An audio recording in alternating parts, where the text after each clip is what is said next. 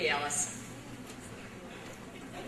I've known our next speaker for almost 20 years, and when I saw her this morning, she said, "Are you going to tell people how we met?" And I said, "No, I had no intention of doing that." But she goes, "Oh, you have to. It's hilarious." So here it goes. Alice and I dated the same man at the same time. And we learned about that after neither one of us was dating him for some time, and had great stories to tell and became fast friends afterwards. So you just never know what life is going to toss your way. That's a very true story. In preparing my remarks, I asked all of our speakers a few questions, and one of the questions I asked is, do you have a nickname? And Alice Wood's husband calls her unsinkable, which is true. I would also call her fearless. She's both. In conversations with Alice over the years, and some of our girl talks at Starbucks over a cup of coffee, her boldness and her disregard for rejection is amazing. Alice will charge head-on into any situation. She'll call up a CEO and say, "You've got to meet me." She will call someone from the federal bank, the top Fed, and say, "You've got to meet me." And she's so convincing that they do. Alice is the founder and president of Wealth Watchers International. It's a company dedicated to promoting financial education. She's also the author of Wealth Watchers, a simple program to help you spend less and save more, where she shares her Wealth Watchers program. It's a program that Publishers Weekly calls ingenious and highly original, common sense approach to managing money. And who doesn't need that today? Before launching Wealth Watchers International, Alice owned and managed her own law firm in Naperville for many years, and did my will, thank you. She's a graduate of St. Mary's College in South Bend and received her law degree from DePaul University College of Law in Chicago. You're about to hear a remarkable story from a remarkable woman I'm very pleased to call friend, Alice Wood.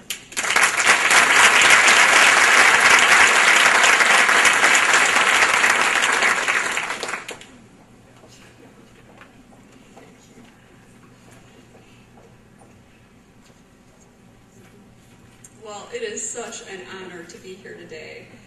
My family has teased me in my quest to change the way the world looks at money, and I remind them that a prophet is without honor in her homeland. So thank you for getting it. I'll have to tell you, this is a place I never thought I would be. I had a wonderful family, a great upbringing. I'll have to tell you a little bit about growing up in Old Naperville. Is there anybody in the room here from Old Naperville? Raise your hand. Okay, so you'll appreciate this story. But we all grew up with issues with money, I'm sure. There's not one of us who doesn't have stories to tell about their parents and money and the impact that had on being raised. And in my family, I was raised in a family of 7 children. My dad was a banker. In fact, he was the president of the old Naperville National Bank. Does anybody remember that bank anymore? Because I think that's like 5 banks ago now. Yeah. But as a child, I didn't even know that being a bank president was a good job, because we were raised so frugally. And maybe everybody was that had a Depression-era parent. But my parents were wonderful. They always had a united front, with one exception that I can remember. I can only remember one argument, so this story will just be seared in me forever. But there was a department store in downtown Naperville called Brokers. And it was, back in the day, that's where you would get everything, your Brownie uniforms, Girl Scout uniforms, your patterns, like anybody sews anymore. And you'd also get your bras there. And so one day, the broker bill came, and my dad was having a heart attack. And my mother was explaining to him, well, Warren, we have 5 girls. All these bras were on the broker's bill. And I could hear my dad say, well, Alice doesn't even need one. And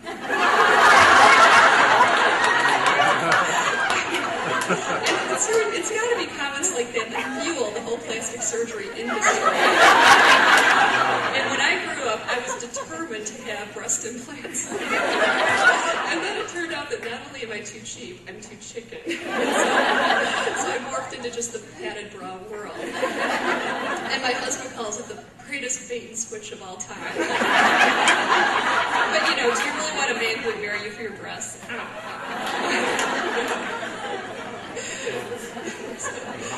So that's my upbringing. And it's funny how the things that happen to you throughout your lifetime kind of have a way of circling back. I always knew I wanted to be an estate planning attorney. I mean, from the moment I entered law school, that was my calling. I love that field. A lot of the reason that I was drawn to it is that I had a horrible fear of public speaking, and I knew if I ever had to be in court, it was because my client had died. And that means there's one less person looking at me speaking. So that was very comfortable to me. But it's also a fascinating career. And over my 25-year span as an attorney, I've represented more than 1,000 families. And it's just fascinating to see how do people get to where they are. And we've seen people become millionaires who never went to college. No offense, Dr. Gill. But I mean, it can happen. You can do that. And it all came down to something so simple. They worked hard and spent less money than they had. And you could see that was a consistent thread through all of our clients. And I would be looking at this recession right now in a whole new light if I hadn't had something dramatically wrong happen to me. About 10 years ago, I was on a flight home from a ski trip in Colorado with one of my best friends and her daughter. And the plane took off, and the safety drill, right? The videos that in the unlikely event that the oxygen mask deploy.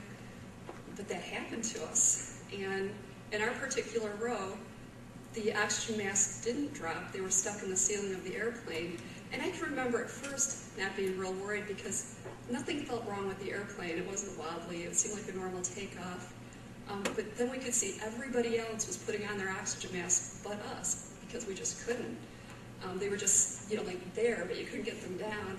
And then I realized I'd always thought I'd be good in an emergency, but oh no, I was the deer in the headlights girl. And I froze. My friend, thank God, was with me, had really good survival instincts. She unbuckled her seat, stood up in the aisle, wrestled those masks down. So we put them on ourselves first, just like you're supposed to, and then put them on our daughter. And after a couple of minutes, my friend said, this isn't working, I'm moving. And in the middle of this emergency, she took off her oxygen mask. And I remember thinking she was nuts. We didn't know what was wrong. I mean, for all we knew, there could have been carbon monoxide in the cabin, but she took it off and moved across the aisle. Luckily, the flight was wide open. And I remember thinking, it is hard to breathe, but how do you know? Has anybody in this room ever used an oxygen mask on an airplane? No, I mean, that's how unusual that event was. So I sat there, struggling to breathe, but thinking, this is just how it's supposed to be. And then the flight crew came through the cabin wearing portable tanks on their masks, and they had on oxygen masks, and they looked like Power Rangers to me. Does anybody remember that old series? And, it just was surreal. And they had to move my friend's daughter, because it turns out we were in the emergency row, and children are supposed to be in the emergency row. So now I'm the last person there. And then the flight attendant said, will you be able to work the emergency door? Me, the deer in the headlight girl, me to work the emergency door. I'm like, oh my God, okay. Well, oh my God. And luckily, there's time going on in this flight where I could pull out the safety card, look at it again. But then I started to get this bad feeling, and I'm like, we're not going to have an emergency landing, we're going to crash. And I remember taking the straps to my purse and putting them around my hand really tight so that when we crashed, my IDs would be with my body. I know, isn't that just so irrational? I'm not sure, but I think your body would be everywhere. I'm glad I didn't find out. But I sat there thinking, we had this stretch of time. The flight attendant said, we're not going to Chicago, we're going to do an emergency landing in Denver. So I had time to sit there and think as we're making our way over to Denver, thinking about, gosh, I'm going to die here. What bothers me? And as an estate planning attorney, I know I'm a little bit morbid because every single day I'm, in a sense, helping people get ready to die. And in my own world, if I ever traveled, I would put my will, my estate planning documents out on the kitchen table, so if I died, they wouldn't have any trouble finding them. I know, who does that? Nobody. And the other thing that I would always counsel our clients on is I think it's so important to leave notes to your kids. You know, your estate plan's important, you need your guardian, you need to make sure your kids don't inherit money too young, but what means more to them than a nice note from their mom saying, you know, if your kids are older, it's not such a big deal, but when they're little, how would they know what you would be telling them? You know, you want them to grow up and be good people. There's certain core values you want to share. The beginning of my letter to my children said, if you're reading this and I'm not dead, you're grounded. And then it went on with the nice stuff. But what was bothering me was my children at the time were 16, 11, and 1. I had a 15-month-old. And I had forgotten to add her to the letter.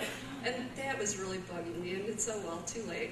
But isn't that kind of nice that for your whole lifetime, that was really kind of my only regret. But we did have a successful landing in Denver.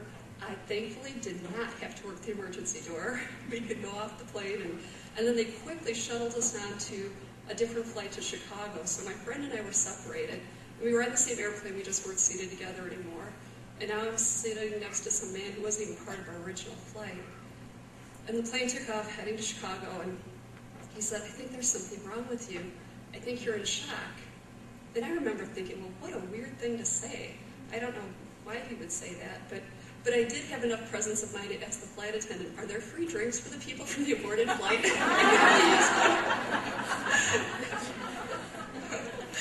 So then I make it home, and my mother picked me up at the airport, and she said, I think there's something really wrong with you. And again, I'm thinking, what are you talking about? But then when I got home and I kissed my husband, I realized my whole face was numb, everywhere the oxygen mask had been, you know, just like I'd had a shot of Novocaine. And I didn't think that was frightening, I thought it was hysterical. So again, I'm already starting to not think quite right. And then I started to throw up, which I guess in the world of brain injuries, it's a really bad sign. And every time I go to the neurologist, I forget to ask, what is it about getting sick that is, you know, so serious for a brain injury? But of course I never remember because my short-term memory was impacted by the brain injury. So it turned out I finally did get to the doctor, and I had bleeding in my middle ear, and the brain scan showed that my brain had slowed down, which is kind of how I felt because I was realizing that I couldn't say my children's names right anymore. Every day something new came up. I realized I couldn't do simple math anymore. I realized that I probably can't be a lawyer anymore. And I kept working at it, I kept trying. Lori, who has been a paralegal with me forever, who's here today, the joke in the office was that she went from being my right hand to being my frontal lobe. And it's kind of true. But thankfully, as an estate planning lawyer, all of our documents are on forms. And it's not that we're lazy. Every lawyer works off of forms because these are documents we've created over the course of our careers. It's not like you just randomly pull off something from, you know, a form book. So Lori was able to take over the preparation of the documents. I was still trying to meet with clients, still trying to have a semblance of a business life. And the day came and I just cracked. I couldn't do it anymore. I can still remember getting to my mother's house before I cried, Miss Tara, not in front of anybody at work. But I got to my mother's home and I just broke down and said, I don't think I can be a lawyer anymore. I just have to quit. And my mother said, don't give up. You've worked so hard. You just need to take time off. You need to rest your brain. And she lent me enough money to keep our law firm up and running while I took time off to recover, because anybody who has their own practice would know this. If the attorney's not there generating files, you know, bringing new business, everything shuts down. The cash flow ends. And you know, how unfair is that to have the whole staff be laid off because I'm injured? So it was such a gift to be able to take that time and to really, what anybody here, I saw a table for Mary Joy. Can you raise your hand? Okay, I go to Mary Joy. Thank you for taking such good care of me. But what I've told anybody who will listen is if you know somebody with a brain injury, don't push them to get back too fast. It's nothing but frustrating. And after this happened, I would lay in bed at night wishing somebody would tell me I was terminal. That would have been easier than knowing I was going to go through the rest of my life in a fog. And the two things that were really life-changing for me, one was that I went from being somebody who was really good with money. I had the 15-year mortgage, maxing out retirement accounts. We didn't live an extravagant life, and luckily a camper at heart. My standards are nice and low.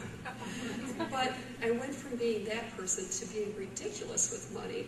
There's something called your executive functioning that's impacted by a brain injury. And that means it's your ability to make good decisions, and mine was shattered. So not only am I making no money anymore, but I'm spending money like a drunken sailor. The other aftermath of the brain injury was I put on so much weight I couldn't fit in any of my clothes except for overalls. Now there's a good look for you, huh? So of course that meant I had to buy new clothes. But I have a good friend, and when you talk about mentoring, I think this man would have been in his mid-80s, but he'd been my mentor for probably 15, 20 years. And I saw him after the brain injury, and he mentioned, wow, have you gained weight? You might want to do something about that. Now, not one other person said ooh about all the weight I put on, but because he said that, it made me think, gosh, I better do something about that. And I had a sister who's living in town who's about to turn 50, so I thought, wouldn't this be fun to do together? I bought her a 12-week pass to Weight Watchers as an early birthday present, and she was completely offended.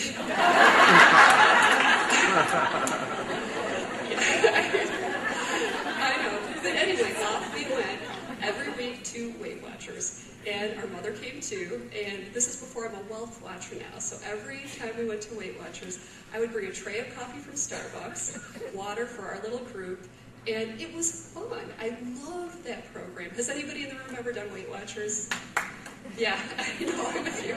And I'm not a spokesperson for Weight Watchers, I'm just a huge fan.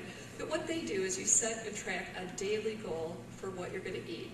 And you go once a week, or you can do it online, but I really like the live meetings much better. But you go once a week and you get that group support and that encouragement. And it's funny that this is a leadership summit, which really caused me to take a step back and think, well, what do I admire in leaders? And I think about 4 pillars of leadership, and it's that, that you have faith, you have courage, you have enthusiasm, and you have encouragement. And that's where Weight Watchers hits home. It's that encouragement. And so we all accomplished our lifetime goals. My sister did it in time to turn 50. She's super competitive, so of course she reached her goal before any of us. And then I sat there one day at Weight Watchers thinking, gosh, I bet that could work for money. And maybe it was a week or 2 earlier, which was probably getting me to make the connection, I'd met with our accountant because I couldn't understand why we were carrying a balance on our credit card. I was so scrambled that I just wasn't getting it, that with me making no money, the right amount of money wasn't there to pay our bills in full anymore. So now all of a sudden we have a balance on our credit card. So I meet with our accountant, and I'm like, gosh, Tom, I don't know what I'm doing wrong here. I don't know how much money I can spend. And he said, well, Alice, you can't spend more money than you make. Really? Really? Oh my gosh, if that were true, I would be in trouble. But then it's just as funny. It's that little sentence reminded me of what I used to know, that, oh yeah, that's how it works. You're not supposed to spend more money than you make. But then it reminded me that, well, if that's true, then a lot of people don't know that message. And then there's my Weight Watchers model sitting there thinking that that might work for money. Oh yeah, if we set and track a daily goal for what we spend, would that work? And is there such a thing? Is there a daily goal when it comes to money? And so our brilliant staff at the law firm helped create this program that we ultimately called Wealth Watchers. And you'll see in your packets that you got today, everybody got a journal that looks like this, or it might have a Visa logo on it. This is our little tracking book. But what we created was a program that can help you go down to the day. How much money can you spend without blowing your budget? That daily goal was so meaningful to me in losing weight, and it became equally meaningful in my quest to regain control of my finances. And what's really kind of sweet about this is my husband went along with the experiment, because who knew it takes 2 to do this? I mean, we all use, I think if you're married, you probably use the same checking account or the same credit cards or the same whatever. But if you're not on the same page, you're going to be working at odds with each other. So when this all started, all I thought was, this is going to be something like a Weight Watchers. They'll be for middle-aged women like me who just want to get control of their money. But there was never a time when somebody didn't say, you should be doing this for students. And the way Wealth Watchers actually got out into the public is kind of a funny story. A reporter from the Daily Herald wanted to write about our very first meeting that was open to the public. It was December 30th of 2005. And I was begging this reporter not to write the story because I was so afraid that Weight Watchers was going to sue us. That's all we need is to just put it out there. So he ignored me. He wrote the story. It appeared on page 3 of the main section of the newspaper, right next to a murder. It's like, can you imagine getting that kind of press as a startup business? And I'd read a book about the lady who started Weight Watchers, and she thought at her first open to the public meeting, maybe she would get 40 people to come. 400 people showed up for her first meeting. She had to do her meetings in waves. She couldn't accommodate them all. And here we are, the day before our first meeting in the Daily Herald, right next to a murder. We're going to be buried with people. And so I made my children come to this meeting. It was held at the Naperville Women's Club. And how many of you have children who are athletes or had children who are athletes? A lot of us, right? Okay, how many times have we sat in the bleachers watching them do something? A lot. And so it's payback time. I'm going to make them come and watch me do something. And I told my children that you have to come. This is going to be a historic moment.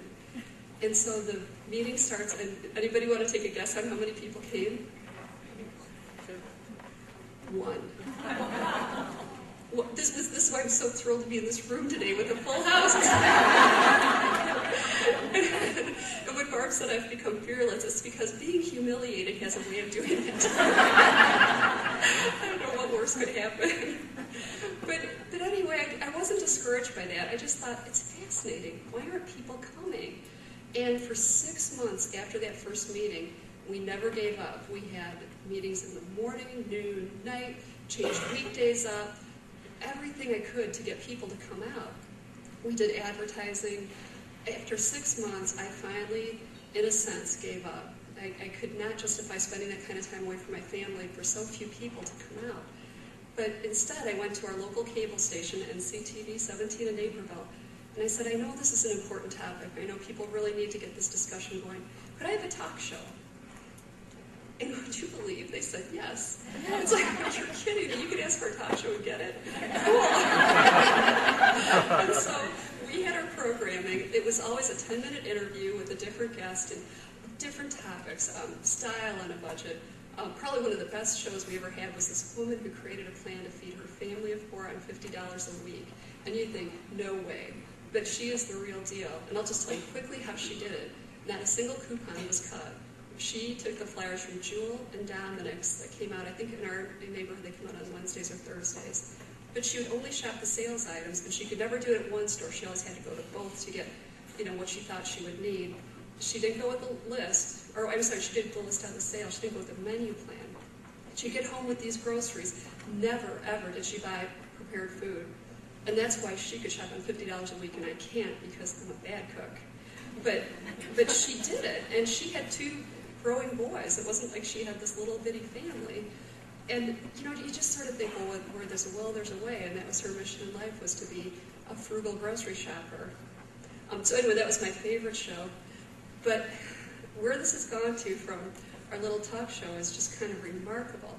At some point, someone from the Federal Reserve Bank of Chicago noticed what we were doing, and I was invited to give a presentation there. And then they said, we love this. We want to endorse your work as part of our Money Smart Week Financial Literacy Initiative. And I'm like, you're kidding me. The Federal Reserve can endorse a product? And the gentleman said, well, as long as you're not making money. And I think what he meant to say is, as long as you're a not-for-profit. Well, we are a for-profit company, but we weren't making money yet. So we just kind of went with it. but it's just mind-blowing then what comes from that is that I was invited to speak to the Board of Governors of the Federal Reserve in Washington. And I went into that meeting thinking, they are going to be rooting against me, because if I had my way, people would spend less money. And consumer spending drives 2/3 of our economy. They are not going to want me to succeed. And I was told, that is not true. There was a long stretch of time where our economy was at a 10% national savings rate, and the economy was humming. We very much want you to succeed. Which then led to a presentation at the United States Treasury Department. And it turns out that the Treasury Department controls the whole national strategy for financial literacy. And this is such an honor, but I was asked to help be part of a team to rewrite the whole national strategy, and it's coming out at the end of this month. So it's, I don't know, it's funny that I used to think, how could this happen to me? I'm such a lucky person, nothing bad ever happens to me, other than a not so great first marriage, other than maybe dating the same guy at the same time as another woman. but all in all, I've been a pretty lucky person. And one of the luckier breaks I've ever had is that I had a call from Benedictine University to help create a program for their college students. And it's such a brilliant plan to get to students before they've developed bad habits. And is Professor Yobst here? Yes, okay, stand up and be recognized, because what Professor Yobst has created is just,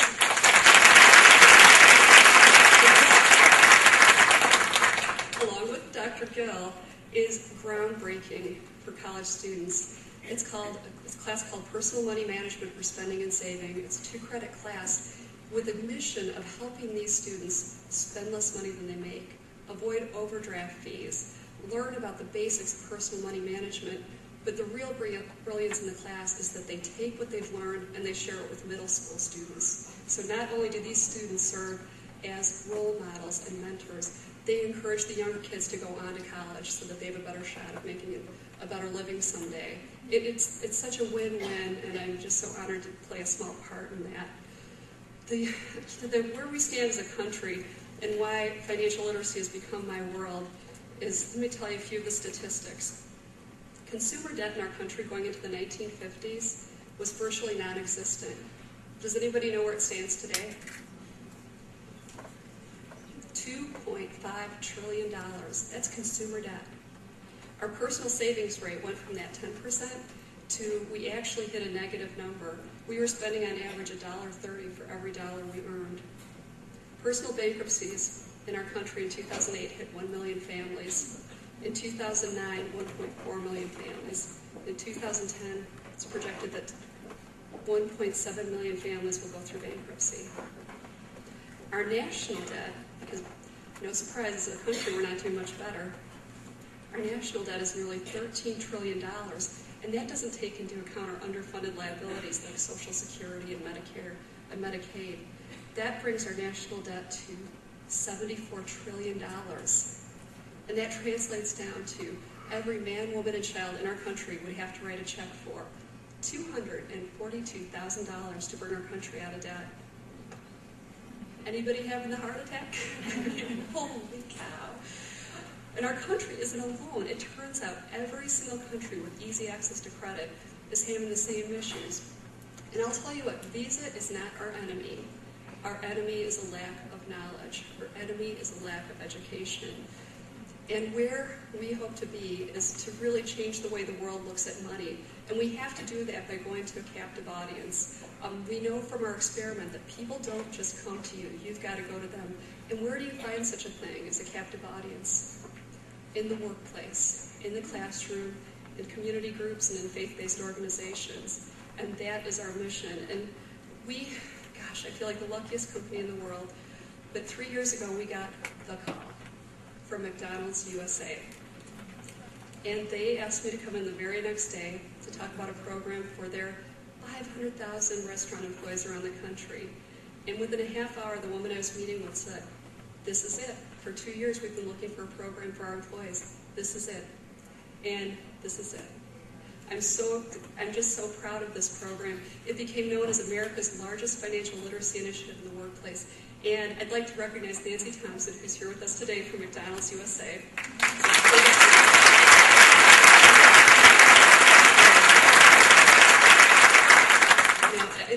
That showed such amazing corporate leadership to break ground and to do that for your employees. And I can't tell you how many doors it's opened for me.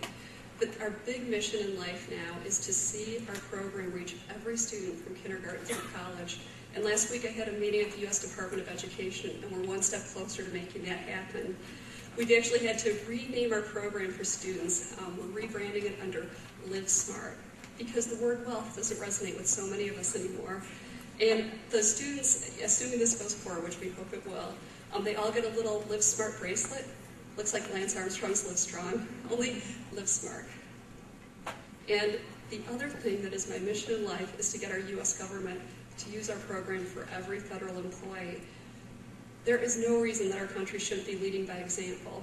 But would you believe it? I have not been able to get in to see President Obama yet. If anybody has an in, please open that door. I need some help. But we really should be leading by example. And I know this is incredibly naive, but you think that if we can get our federal employees to care more about how they spend their own money, maybe they'll care more about how they spend our money. That's the hope. So I'd like to leave you with two parting thoughts. One is that we can all spend more money than we make, but we shouldn't. And the other is that none of us in this room can lose if we have faith, courage, enthusiasm, and encouragement. So thank you to everyone who's helped me along the way. Thanks to our Wealth Watchers table who have been part of this team since day one and have faith in the program and faith in me. And thanks to Benedictine for opening the doors.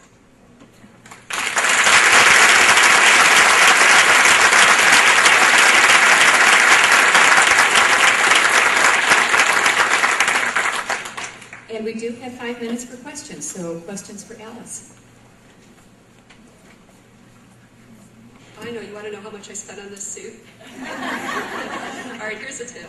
$50 at Macy's, and it didn't fit, but the tailoring was maybe another $25. So don't be afraid to buy clothes that don't fit. And tell us who your tailor is. Oh, she's on Ogden near Naperville North. I can't remember. Where is she? Stand up, Joe.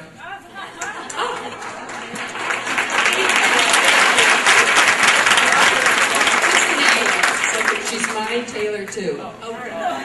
Here's a question. Hi, Alice. Hi. I know you were inspired by Weight Watchers, and then you were worried when you first started. Have you been in contact with them? Or Oh, they... I love this question. Have I been in contact with Weight Watchers? I actually got to go to their world headquarters in New York and meet with them, and they admire our work, and they take it for the compliment that it is.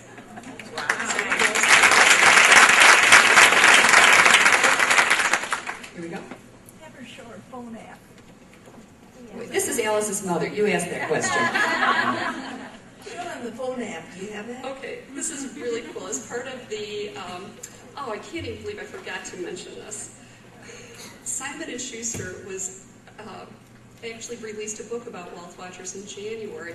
It's on sale downstairs in the bookstore, and it really takes a village to start a movement. If it's in your budget, after I'm telling everybody to spend less money than they make, if it's in your budget, it really helps our cause if you can buy the book and share the book. There is nothing wrong with regifting.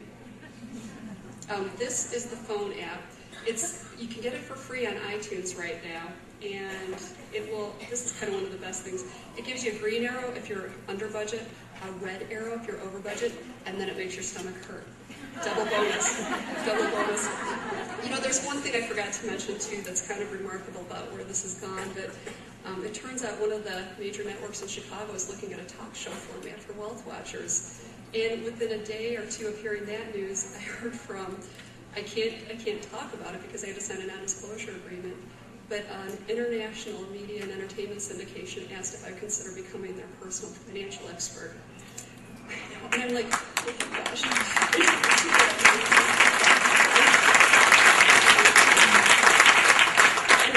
had to call them. I'm like, I'm not sure if you realize, but I'm not an investment advisor. I just help people spend less money than they make. And they said, no, you're exactly what we're looking for. And then one of my other remarkable calls that came throughout this whole ordeal was from an agent in LA who said, I heard about your story, and I think I can sell it as a movie. Okay, so now how big is my head? And I told my husband about it, and he's like, oh, no way. There's not enough of a story there, so he thinks he just has to have an affair. Yeah, so there will be no movie deal.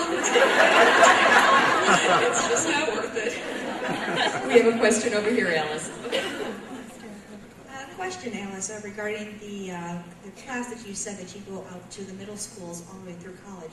Does that include high school? Are there any classes that you specifically target the high school? Yes, what our journal is, we're meant to be a supplement to existing consumer ed or financial education curriculum.